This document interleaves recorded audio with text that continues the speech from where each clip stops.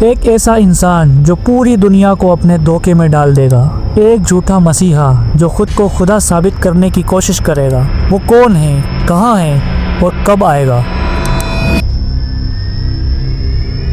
یہ کہانی مدینہ کی گلیوں سے شروع ہوتی ہے، جہاں ایک لڑکا تھا جس کا نام تھا ابن سیاد۔ وہ عجیب باتیں کرتا تھا، کبھی غصے میں چلاتا، کبھی فسفساتا، اور لوگ اس کے بارے میں کہتے کہ شاید یہی دجال ہے۔ ایک دن رسول اللہ صلی اللہ علیہ وسلم اور حضرت عمر نے سوچا کہ اس پہیلی کو حل کیا جائے۔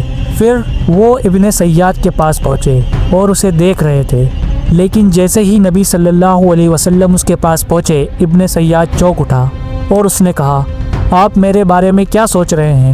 پھر نبی صلی اللہ علیہ وسلم نے پوچھا، بتاؤ میں کیا سوچ رہا ہوں؟ اس پہ ابن سیاد نے جواب دیا، آپ کچھ سوچ رہے ہیں جو غم سے جڑا ہوا ہے۔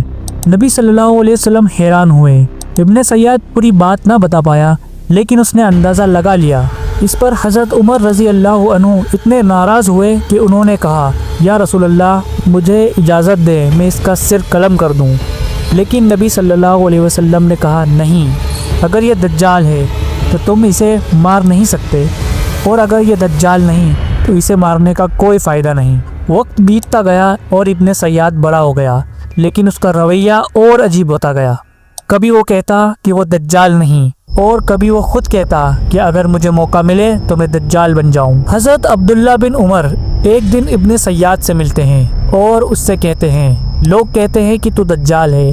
اس پر ابن سیاد مسکراتا ہے اور کہتا ہے، کیا تم نے دجال کے بارے میں نہیں سنا؟ دجال مدینہ اور مکہ میں نہیں جا سکتا، لیکن میں تو مدینہ میں ہوں۔ تو کیا ابن سیاد واقعی دجال تھا یا صرف ایک عام انسان جسے لوگ غلط سمجھتے تھے؟ کوئی نہیں جانتا۔ رسول اللہ صلی اللہ علیہ وسلم نے کوئی آخری فیصلہ نہیں کیا، لیکن اصلی دجال وہ ابھی تک چھپا ہوا ہے۔ جب وہ آئے گا پوری دنیا ہل جائے گی۔ کیا ہم اس بڑے فتنے کے لیے تیار ہیں؟ لیکن سوال یہ ہے کہ دجال کہاں چھپا ہوا ہے؟ ایک حدیث کے مطابق ایک بار حضرت تمیم داری رضی اللہ عنہ سمندر کے راستے ایک سفر پر نکلے، لیکن اچانک ایک طوفان نے ان کا رخ بدل دیا اور لے گیا انہیں ایک انجان جزیرے پر۔ وہاں انہیں ایک عجیب و غریب مخلوق ملی جس کا شریر انسانوں جیسا نہیں تھا۔ وہ انہیں ایک جنزیروں میں جکڑے ہوئے آدمی کے پاس لے جاتی ہے۔ وہ آدمی ان سے سوال کرتا ہے، کیا عرب میں ایک نبی آ چکے ہیں؟ انہوں نے کہا، ہاں۔ کیا لوگ ان کی بات مان رہے ہیں؟ انہوں نے کہا، کچھ مانتے ہیں، کچھ نہیں۔ بہت جلد میں اس دنیا میں آزاد ہو جاؤں گا۔ وہ آدمی کوئی اور نہیں بلکہ دجال تھا۔ لیکن دجال کی حقیقت کیا ہے؟ قرآن میں اس کا نام نہیں لیا گیا، لیکن حدیث میں اسے بڑے فتنے کے روپ میں بتایا گیا ہے۔ وہ جھوٹے چمتکار دکھائے گا اور لوگوں کو اپنے جال میں پھنسائے گا۔ حدیث کے مطابق کہ دجال ایک انسان ہوگا، اس کی ایک آنکھ خراب ہوگی اور اس کے سر پر کافر لکھا ہوگا، لیکن سچے مومن ہی اسے پہچان پائیں گے۔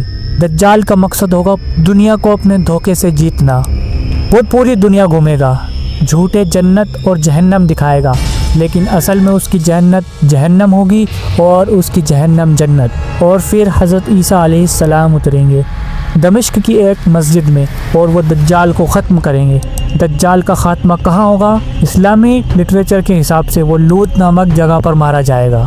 لیکن یہ سب کوئی کہانی نہیں، یہ امتحان ہے سچ کا۔ رسول اللہ صلی اللہ علیہ وسلم نے فرمایا کہ جب یہ فتنہ آئے گا تو صرف وہی لوگ بچیں گے جو اپنے ایمان پر مضبوط ہوں گے۔ تو کیا ہم اس امتحان کے لیے تیار ہیں؟ اگر آپ کو یہ ویڈیو پسند آئی تو لائک کریں اور سبسکرائب کریں۔ دجال کے بارے میں آپ کی کیا رائے ہے کمنٹ میں ضرور بتائیں۔